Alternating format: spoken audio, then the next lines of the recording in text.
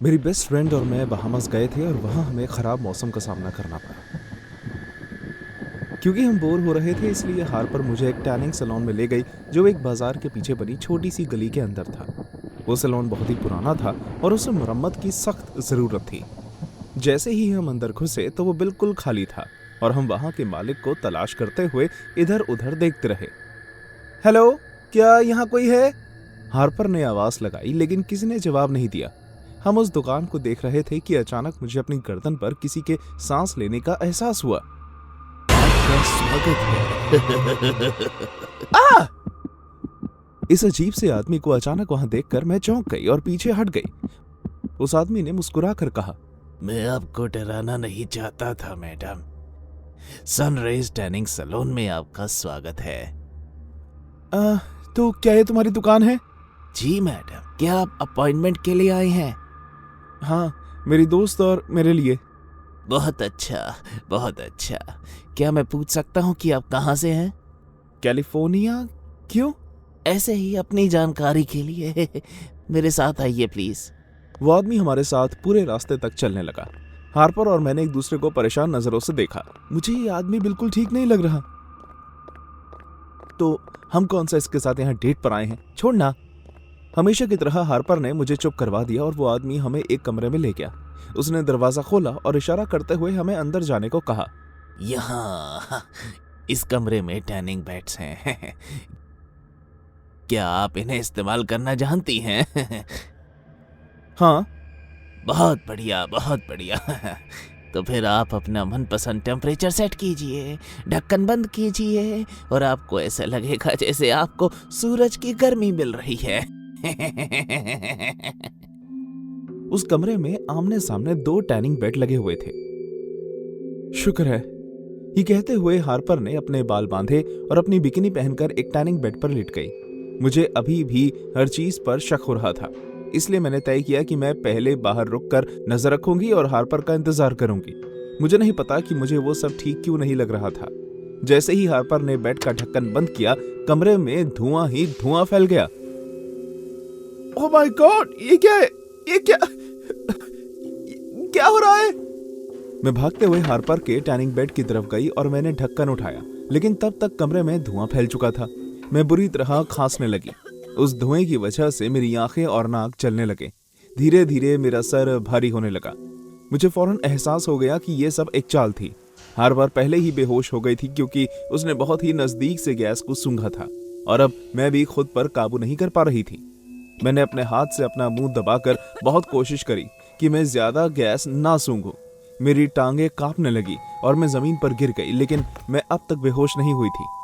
कुछ और सेकंड्स के बाद वो धुआं निकलना बंद हो गया और मैं अभी होश में थी, लेकिन इतनी नशे में थी कि मुझसे मेरे हाथ पांव नहीं हिल रहे थे। मैं समझ गई थी कि इस गैस को सैलून में इस्तेमाल करके यहाँ आने वाली औरतों को टैनिंग सैलून में बेहोश किया जाता है, ताकि वो आदमी जो भी बुरा हमारे साथ करना चाहता है वो आराम से कर सके। मुझे हमारे कमरे की तरफ किसी के पैरों की आवाज आती हुई सुनाई देने लगी, जहां मैं और मेरी सहेली बेहोश पड़ी थी। मैडम, क्या आपको नींद आ गई? उस आदमी ने अंदर झांक कर देखा और मुझे जमीन पर पड़ा पाया। मैंने फौरन अपनी आंखें बंद कर ली ताकि उसे लगे कि शायद मैं भी बेहोश हो गई हूं। वो मेरे पास आया और मेरे पैर पकड़कर मुझे कमरे से बाहर घसीटने लगा। आपकी गोरी त्वचा बहुत ही कीमती है मैडम, इसलिए बुरा मत मानिएगा। मैं इसी तरह अपने लिए रोटी कमाता हूँ। बहुत से पागल लोग आपके जैसी चमकदार और सफेद स्किन के लिए बहुत से पैसे देने के लिए तैयार हो जाते हैं। और एक आप पागल है जो टैनिंग सैलून में आकर इसे खराब कर रहे हैं, लेकिन मेरे होते हुए नहीं।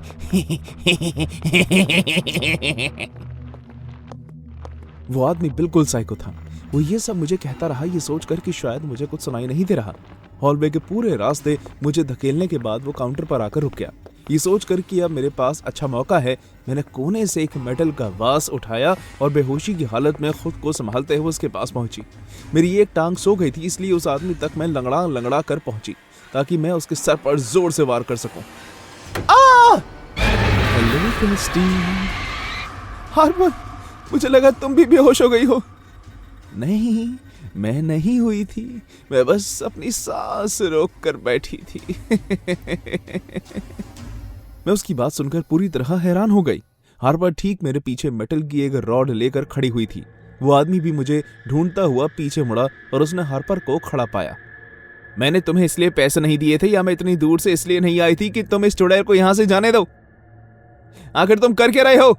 वो तुम पर पीछे से वार करने के लिए पूरी तरह तैयार थी। मुझे माफ कर दीजिए मैडम, मैं बस बेसमेंट की चाबी ढूंढ रहा था। हाँ, मैं वहां पर यही काम करता हूँ। जाओ, जाकर चाबियां लेकर आओ, बेवकूफ कहीं के। हार्पर, ये सब क्या हो रहा है? तुम इस आदमी को जानती हो? हैरान होने की जरूरत नहीं है ल्यूना, मैं ही वो लड़की हूं जिसने इस बेवकूफ के साथ डील की थी। डील? कैसी? किस तरह की डील? कि मैं बहला फुसला कर तुम्हें यहां लेकर आऊंगी और फिर ये तुम्हारी स्किन डार्क वेब पर बेच देगा। ये आदमी ये काम काफी सालों से कर रहा है। तुम कितनी बेवकूफ हो कि तुमने इस बात पर यकीन कर लिया कि मैं तुम्हें किसी टैनिंग सैलून में लेकर जा रही हूं। लेकिन तुम तो मेरी बेस्ट फ्रेंड हो, तो फिर तुम मेरे साथ ऐसा क्यों कर रही हो? क्या वाकई हम बेस्ट फ्रेंड्स हैं लूना? तो फिर तुम मेरे बॉयफ्रेंड के साथ क्रिसमस पार्टी वाली रात आकर क्यों सोई? हाँ, क्यों? चुड़ैल कहीं की। ऐसा कहते हुए हार्पर ने मेरे गाल पर मुझे जोर का थप्पड़ मारा। मेरे रोंगटे खड़े हो गए जब मुझे पता चला कि यह सब मेरा किया धरा है। कर्मा सच में होता है और मुझे अपनी बेस्ट फ्रेंड को धोखा देने का बुरा फल मिल रहा था। मुझे माफ कर दो हार्पर, लेकिन मैं सच कह रही हूं कि वो बस एक बार हुआ था। हमने पी हुई थी, हम दोनों के बीच ऐसा कुछ नहीं है। मैंने उससे कभी उसके बाद बात तक नहीं की। मैं सच कह रही हूं। मुझे इससे कोई फर्क नहीं पड़ता, मैं कभी तुम्हारे साथ ऐसा नहीं करती लूना, जिंदगी में कभी भी नहीं। मुझे मिल गई मैडम, ये रही बेसमेंट की चाबी। उस आदमी ने हार्पर को चाबी दी। उसने उस आदमी को सैलून का दरवाजा अंदर से बंद करने को कहा। उस आदमी ने ठीक वैसे ही किया जैसे हार्पर ने कहा था। फिर वो दोनों मुझे बेसमेंट तक घसीट कर ले जाने लगे। मैं रोई, चिल्लाई और मैंने खुद को उनकी पकड़ से छुड़वाने की कोशिश तक की, लेकिन वो लोग मुझसे ज्यादा तैयारी में थे। उस बेसमेंट में एक ऑपरेशन टेबल था और उसकी बगल में बहुत से तरह के सर्जिकल टूल्स रखे हुए थे। मैं जानती थी कि मेरा वक्त आ गया है और इस सिचुएशन से मुझे मेरे अलावा और कोई भी नहीं निकाल सकता। प्लीज हार्पर, मुझे जाने दो। मैं वादा करती हूँ कि मैं तुम्हारी जिंदगी से दूर चली जाऊंगी, तो मैं कभी मेरा चेहरा दोबारा नहीं देखना पड़ेगा। प्लीज। वो तो मुझे वैसे भी देखना नहीं पड़ेगा। ऐसा कहते हुए उसने उस आदमी को मेरे हाथ जोर से पकड़ने के लिए कहा और वो खुद चाकू लेने चली गई ताकि वो मुझे हमेशा हमेशा के लिए चुप करवा सके। आज तक मैंने जितनी भी गोरी लड़कियों की स्किन को बेचा है, तुम उनमें से सबसे गोरी हो। उसने मुझे शैतानी मुस्कान दी और मैं बुरी तरह डर गई, लेकिन मैं भी बहुत ही ज्यादा जिद्दी थी। मैंने बेशक एक बहुत बड़ी गलती की थी, लेकिन उसकी मैं इतनी बड़ी कीमत नहीं चुकाने वाली थी। मैंने उस आदमी पर निशाना साधा और उसकी कलाई पर काट लिया। इसने मुझे काट लिया, इसने मुझे काट लिया। उसने फौरन मुझे छोड़ दिया और मैं बेसमेंट के दरवाजे तक भागी। उससे भागने मत देना, मैंने हार्पर को चिल्लाते हुए सुना, लेकिन तब तक मैं बेसमेंट का दरवाजा बंद कर चुकी थी, इससे पहले कि उन दोनों में से कोई भी बाहर आता। किस्मत से हार्पर ने दरवाजे की चाबी उसी पर लगी हुई छोड़ दी थी, इसलिए मैंने उन्हें बाहर से बंद कर दिया। वो दोनों दरवाजा पीटने लगे और साथ ही मुझे कोसने लगे, लेकिन मैं अपनी जान बचाते हुए भाग चुकी थी। मैं ऊपर गई और मैंने एक बढ़िया प्लान को अंजाम दिया। मैं हर कमरे में पड़े टैनिंग बेड्स को उनके सबसे ऊंची टेम्परेचर पर चालू कर दिया ताकि वो आखिरकार फट जाए। उसके बाद मैंने गली में इंतजार किया कि उस सैलून में आग लगे, और सच में आग लग गई। आग चारों तरफ फैल गई, यहाँ तक कि बेसमेंट में भी। और तभी मुझे दो लोगों के चिल्लाने की आवाजें सुनाई देने लगी। जैसे ही उनकी आवाजें बंद हुई, मैं भागकर सड़क तक गई और मदद के लिए चिल्लाने लगी। आसपास की जो भी 2-3 दुकान खुली थी, वहां से लोग भागते हुए आए और उन्होंने फायर ट्रक वालों को फोन किया। किसी को भी मुझ पर 1 सेकंड के लिए भी शक नहीं हुआ, क्योंकि मेरे शरीर पर पहले से ही बहुत चोट के निशान थे और मेरे सर पर घाव भी था। मैंने पुलिस को उस पागल आदमी के बारे में बताया और किस तरह उसने मुझे और मेरी बेस्ट फ्रेंड को बेहोश किया ताकि वो हमारी स्किन डार्क वेब पर बेच सके। पुलिस को उस आदमी के खिलाफ बहुत से सबूत मिल चुके थे और वो उसे विदेशी पर्यटकों के लापता होने से जोड़ने में भी कामयाब हो गए। मेरे परिवार और बाकी दुनिया वालों को लगता है कि उस दिन मेरी किस्मत अच्छी थी कि मैं बच गई, लेकिन हार्पर की किस्मत खराब थी। मुझे हमेशा से ही लगता है कि मैं एक आम लड़की हूं। मैं उन लोगों में से हूं जिनकी बहुत ही कम मजेदार जिंदगी है या फिर है ही नहीं। अक्सर सड़क पर चलते हुए मुझ पर कोई ध्यान नहीं देता, कोई भी मुझे देखकर नहीं देखता, और शायद इसलिए मैं बहुत हैरान हुई थी जब ईथन ने खुद आकर मुझसे बात की। ईथन एक टॉल, डार्क और हैंडसम लड़का था। वो बहुत पैसे वाला भी था और इसलिए बहुत अच्छे और महंगे कपड़े पहनता था। वो एक इस तरह का लड़का था जिसके अगर आप कभी सड़क पर देखें तो आप सोचेंगे कि ये हमारी पहुंच के बाहर है। सच कहूं तो वो मेरे टाइप का लड़का नहीं था, लेकिन जब उसने खुद आकर पार्टी में मुझसे बात की तब मैं उसकी रहस्यमयी और मोहक व्यक्तित्व से बहुत प्रभावित हुई। हमने जल्द ही एक दूसरे को डेट करना शुरू कर दिया और 2 महीने के अंदर ही हम एक कपल बन गए। धीरे धीरे उसने मुझे अपनी जिंदगी का एक हिस्सा बना लिया। उसने मुझे बताया कि वो हाल ही में एक बहुत ही लंबे रिलेशनशिप से बाहर निकला है और मुझे अपने साथ टेनिस खेलने सिखाने के लिए राजी कर लिया। मैं खुद पर ध्यान देने लगी कि मैं किस तरह के कपड़े पहन रही हूं और यहां तक कि मैंने मेकअप करना भी शुरू कर दिया। मैंने अपने बालों का रंग बदल दिया, जो मैंने उस समय करने के बारे में कभी सोचा भी नहीं था, लेकिन फिर भी मैंने ये सब किया क्योंकि ईथन को पसंद था। मेरे दोस्तों ने मुझे बताया कि मैं उनसे काफी दूर और अलग होती जा रही हूं, कि उन्हें ईथन पसंद नहीं है और उन्हें लगा कि मैं पहले कभी इतना किसी के लिए नहीं करती थी। ये इल्जाम मुझे बेबुनियाद लगे। अपने ऊपर ध्यान देने से मैं बुरी इंसान नहीं बन जाती। कुछ महीनों बाद हम एक आम कपल के जैसे हो गए थे, जो झगड़ा भी करते थे लेकिन एक दूसरे के साथ रहते थे। जिस दिन ये सब हुआ उस दिन मैं उसके साथ एक टैनिंग सैलून गई थी। उस दिन से पहले मैं कभी वहां नहीं गई थी और मैं थोड़ी अनकंफर्टेबल भी थी, लेकिन उसके लिए मैं ये करने के लिए भी तैयार हो गई। बेब, क्या तुम सच में बहुत डरी हुई हो? ये सिर्फ एक टैनिंग सैलून है, ऐसा थोड़ी ना है कि तुम टैटू जैसी चीज करवा रही हो। मैं जानती हूँ, लेकिन मैं थोड़ी अनकंफर्टेबल हूँ। मैंने कभी नहीं सोचा था कि मैं यहाँ आऊंगी। कुछ देर में तुम्हें इसकी आदत हो जाएगी, मेरा यकीन मानो, तुम्हें बहुत अच्छा लगेगा। जब हम वहां पहुंचे तो हमें वहां एक लड़की मिली जो ईथन को पहले से ही जानती थी। वो हमें एक अकेले कमरे में ले गई जहां 2 टैनिंग बेड लगे हुए थे। हमने साइड पर अपना सामान रखा और फिर वो हमें उस कमरे में अकेला छोड़कर चली गई। तो ठीक है, शुरू करते हैं। ये हुई ना बात। मैं उस टैनिंग बेड पर लेटी और ये बात तो मैं मानती हूँ कि मुझे उसमें बहुत आराम मिल रहा था। मैं रिलैक्स फील करने लगी और आराम से वहां कुछ देर लेटी रही। मुझे तो नींद तक आना शुरू हो गई थी।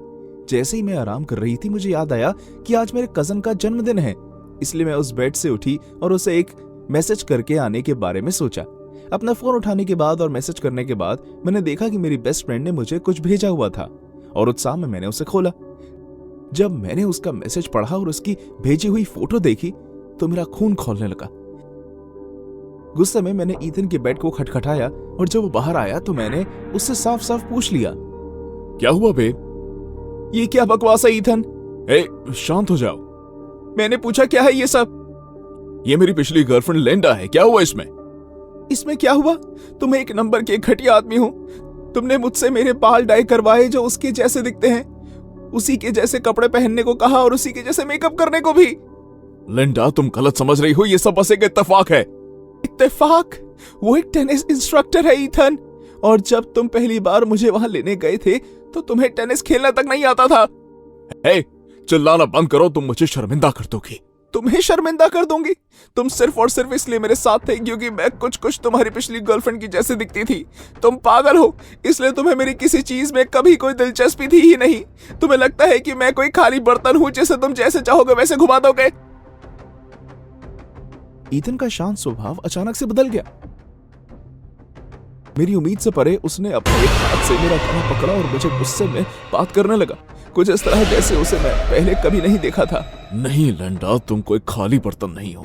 तुम गरीब हो, गंदी लड़की हो जिसका ना कोई परिवार है, ना दोस्त और ना ही दिमाग। मुझसे मिलने से पहले तुम्हारा कोई भविष्य नहीं था और ना ही कभी हो सकता था। तुम्हें शुक्रगुजार होना चाहिए कि मैंने तुमसे आकर बात की, और वो भी इसलिए क्योंकि मुझे लगा कि शायद तुम कुछ मेरी पुरानी गर्लफ्रेंड जैसी दिखती हो। तुम बिल्कुल पागल हो। अपनी पूरी जान लगाकर मैंने उसके ऐसी जगह पे मारा जिसकी दर्द की वजह से उसने मुझे छोड़ा और मैं जल्दी से दरवाजे की तरफ भागने लगी। मैंने भागते हुए एक जोर की चीख भी लगाई, लेकिन इससे पहले कि मैं दरवाजे तक पहुंच पाती ईथन ने मुझे मेरे बालों से पकड़ लिया और पीछे खींच लिया। जाने दो मुझे, कोई मेरी मदद करो। उसने जल्दी से मेरा मुंह बंद कर दिया और अपनी पूरी जान लगाते हुए एक साथ मुझे पकड़कर उस टैनिंग बेड पर लेटा दिया। तुम जानती हो क्या, मुझे इतना शर्मिंदा करने के बावजूद मैंने सोचा था कि मैं तुम्हें माफ कर दूंगा, लेकिन तुम अब भी उसके जितनी टैन नहीं हुई हो। बेड के अंदर लेटे हुए मैंने कुछ बटन की आवाज सुनी और अचानक से मुझे बहुत गर्मी लगने लगी। ये गर्माहट उतनी नहीं थी जितनी मुझे पहले महसूस हुई थी, ये बहुत ही ज्यादा तेज थी। उसने पक्का उसे मैक्सिमम पर कर दिया था। मैं जोर जोर से दरवाजे को पीट रही थी इस उम्मीद में कि कोई आएगा और मेरी जान बचाएगा, लेकिन उससे कुछ नहीं हुआ। मेरा सांस लेना धीरे धीरे मुश्किल हो रहा था और मेरी स्किन चल रही थी। मैं बुरी तरह रो रही थी। हर वो चीज जो मेरे बदन को छू रही थी गर्म थी, और क्योंकि ईथन ने बाहर से दरवाजा पकड़ा हुआ था इसलिए मैं उसे खोलकर बाहर भी नहीं निकल सकती थी। मुझे ऐसा लग रहा था जैसे दम घुटने से मैं मर जाऊंगी। जब मैं सारी उम्मीद खो चुकी थी तो अचानक दरवाजा खुला और मैं जमीन पर जा गिरी, जहां मैं दर्द के मारे कर्राहने लगी। जो लड़की हमसे बाहर मिली थी वो मुझे देखकर रोने लगी। कुछ दूरी पर 4 लोग ईथन को रोकने की कोशिश कर रहे थे, जो एक जानवर की तरह बर्ताव कर रहा था। उसे देखकर ऐसा लग रहा था कि वो अभी गुस्से से फट जाएगा। उसका गुस्सा इतना ज्यादा था कि 4 लोग भी उसे संभाल नहीं पा रहे थे, लेकिन किस्मत से ऐसा नहीं हुआ। कुछ और लोग आए और उन्होंने उसे तब तक रोक रखा जब तक पुलिस नहीं आ गई। जब पुलिस उसे वहां से ले गई तो वो नजारा मैं नहीं देख पाई। उससे पहले ही एम्बुलेंस आ गई थी और मुझे इमरजेंसी में हॉस्पिटल ले जाया गया। मुझे 2nd डिग्री बर्न्स थे और सांस लेने में भी तकलीफ हो रही थी। हालांकि 1 महीने बाद मैं ठीक हो गई थी, लेकिन मुझे कहा गया था कि मुझे पहले जैसा दिखने के लिए सर्जरी करवानी होगी। इसी बीच मैंने ईथन के वकील से भी मिलने के लिए मना कर दिया, क्योंकि मैं किसी भी तरह के समझौते के लिए तैयार नहीं थी। मैं चाहती थी कि उस आदमी को कत्ल करने की कोशिश के इल्जाम में सख्त से सख्त सजा हो, और इसके लिए मेरे पास गवाह भी थे। इसी बीच मैं अपनी आम जिंदगी में वापस लौट गई, केयर फ्री और भी ज्यादा आत्मविश्वास वाली। मैं अभी भी अच्छे कपड़े पहनती हूँ, मेकअप लगाती हूँ और टेनिस भी खेलती हूँ, हर वो चीज जो मुझे पसंद है। लेकिन अब मैं वो सब इसलिए करती हूँ क्योंकि मुझे ये करना पसंद है, एक करोड़पति साइको के अजीब जुनून के लिए नहीं, जिसने मुझे जान से मारने की हिम्मत की थी। अगर मैं आपको शुरू से बताऊं तो मेरे मॉम और डैड की प्रेम कहानी बेहतरीन थी। वो लोग हाई स्कूल के दौरान मिले, उनमें प्यार हुआ, वो दोनों एक साथ प्रॉम पर गए और उनकी शादी भी हो गई। एक रात मेरी मॉम और मैं जब मॉल से घर लौटकर वापस आए तो हमें ऊपर के बेडरूम से कुछ आवाजें आती हुई सुनाई देने लगी। ये सोचकर कि शायद कोई हमारे घर घुस आया है, हम ऊपर की तरफ जाने लगे। जैसे ही मेरी मॉम ने दरवाजा खोला, उन्होंने देखा कि मेरे डैड मेरी मॉम को चुपके से धोखा दे रहे थे। उनका अपनी सेक्रेटरी ब्रेंडा के साथ अफेयर चल रहा था। जब वो दोनों रंगे हाथों पकड़े गए तो वो बहुत ही शर्मिंदा हो गए। मुझे आज भी अपनी मॉम का रिएक्शन याद है। वो बिल्कुल शांत और चुप थी और उनकी आंखों में आंसू भरे हुए थे। उनकी आंखों से वो आंसू गिरने लगे, लेकिन रोने की एक भी आवाज मुंह से नहीं निकली। अगले ही सुबह मेरे डैड वो घर और हमें छोड़कर चले गए। लेकिन उस रात के बाद से मेरी मॉम हमेशा हमेशा के लिए बदल गई। मुझे नहीं पता कि उन्हें खुद से नफरत क्यों होने लगी, खासकर अपने रंग से। वो घंटों शीशों के सामने खड़ी रहती और खुद को पागलों की तरह देखती रहती। एक बार तो जब मैं रात को पानी लेने के लिए उठा और नीचे जाने लगा तो मैंने किचन में नलके के चलने की आवाज सुनी। जैसे ही मैं अंदर घुसा, मैंने अपनी मॉम को अपने हाथों को रगड़ते हुए देखा, यहां तक कि वो अपने हाथों को अपने नोकीले नाखूनों से घिस रही थी। मॉम, आप ये क्या कर रही हैं? एटी, मुझे समझ नहीं आता कि मेरी स्किन इतनी फीकी क्यों है। मेरा मतलब है कि मैं चमकीली भूरे रंग की स्किन चाहती हूँ, ठीक उसकी तरह। उसकी तरह? आप किसकी बात कर रही हैं? ब्रेंडा की तरह। मुझे उसकी जैसी स्किन चाहिए, मुझे उसकी जैसी स्किन चाहिए। इस बात को बार बार दोहराते हुए मेरी मॉम अपने कमरे में चली गई और मैं समझ गया कि उनमें क्या बदलाव आया है। ब्रेंडा एक अफ्रीकन अमेरिकन औरत थी और मेरी मॉम को लगा कि अगर वो उसके जैसी दिखने लगेंगी तो मेरे डैड हमारे पास वापस आ जाएंगे। लेकिन ये करने के लिए वो हद से बाहर जाने लगी। कुछ ही हफ्तों बाद उन्होंने अपने हर खाने के साथ चारकोल खाना शुरू कर दिया। हाँ, मेरी मॉम ने वाकई राख खानी शुरू कर दी थी। वो उसे अपने सूप में मिलाती, उसे अपने टोस्ट के ऊपर जैम की तरह लगाकर खाती। ये सब करने की वजह से कुछ ही दिनों में उनकी जीभ काली हो गई और वो बहुत बीमार हो गई। जब चारकोल से कुछ नहीं हुआ तो उन्होंने अपने चेहरे पर पेंट लगाना शुरू कर दिया, लेकिन कुछ भी करने से उनकी स्किन का रंग हमेशा के लिए नहीं बदल पाया। एक दिन जब हम अपने घर का सामान लेकर घर वापस लौट रहे थे तो उन्होंने एक टैनिंग वाली जगह का इश्तेहार देखा जो पास में ही खुला हुआ था। उन्हें लगा कि अब उन्हें आखिरकार अपनी परेशानी का हल मिल गया है। मेरी मॉम हर हफ्ते उस टैनिंग सैलून में जाने लगी। मुझे आज भी याद है वो पहले दिन जब वो अपनी स्किन टैन करवाकर घर आई थी। उनके चेहरे पर एक डरावनी मुस्कान बरकरार थी, जैसे उन्होंने कुछ हासिल कर लिया हो। उनकी स्किन तांबे की तरह लाल हो गई थी और वो घंटों खुद को शीशे के सामने देखती रही। यहां तक कि वो एक 9 साल की बच्ची की तरह खुद को देखकर गाने भी लगी। मैं कितनी सुंदर लग रही हूं, मैं कितनी सुंदर लग रही हूं। धीरे धीरे उनकी टैनिंग की अपॉइंटमेंट बढ़ने लगी। वो हर दूसरे दिन सैलून जाने लगी और इस वजह से उनकी स्किन ने अपना प्रकारिक रूप खो दिया। यही नहीं, उन्हें अपनी स्किन पर इरिटेशन भी होनी शुरू हो गई। एक सुबह मैं उनकी रोने की आवाज सुनकर उठा, इसलिए मैं उनके कमरे की तरफ गया और मैंने दरवाजा खटखटाना शुरू कर दिया। मॉम, मॉम, क्या आप ठीक हैं? मॉम, क्या सब ठीक है? नहीं एडी, मेरे पूरे शरीर पर छाले हो गए हैं, वो फूट रहे हैं और उनमें बहुत दर्द हो रहा है। हे भगवान, मैंने तो कुछ भी नहीं किया, तो फिर मुझे सजा क्यों मिल रही है? अचानक उनका रोना अजीब दहाड़ में बदल गया। मैं अब नहीं रुक सका और मैंने दरवाजा खोलकर उन्हें देखा। मेरी मॉम बिल्कुल पागलों की तरह बर्ताव कर रही थी। वो जोर जोर से अपना सर दीवार पर पटक रही थी। उनके पूरे शरीर में रैशेस और खरोंच के निशान थे। ऐसा लग रहा था जैसे स्किन में इरिटेशन होने के कारण उन्होंने अपने नाखूनों से खुद को बहुत बुरी तरह से रगड़ा है। ये आप क्या कर रही हैं? मैं उनकी तरफ भागा और मैंने उन्हें दीवार से दूर करने के लिए उनका कंधा पीछे से पकड़ लिया। उन्होंने अपना चेहरा मेरी तरफ घुमाया और जो मैंने देखा उसे देखकर मेरे रोंगटे खड़े हो गए। उनका चेहरा बहुत भयंकर लग रहा था। हद से ज्यादा टैनिंग करवाने की वजह से उनकी स्किन जल गई थी। उनके चेहरे पर गाढ़े और काले धब्बे भी पड़ गए थे। उनके गालों से उनकी त्वचा भी छिल रही थी और वो जगह लाल हो चुकी थी। ऐसा लग रहा था जैसे वो बुरी तरह से जल गई हैं। आखिर आपने अपने चेहरे के साथ क्या कर लिया है? ब्रेंडा की तरह बनने की कोशिश बंद कीजिए प्लीज, आप अपना आपा खो रही हैं। ब्रेंडा का नाम मेरे मुंह से सुनते ही मेरे मॉम के चेहरे के भाव बदल गए।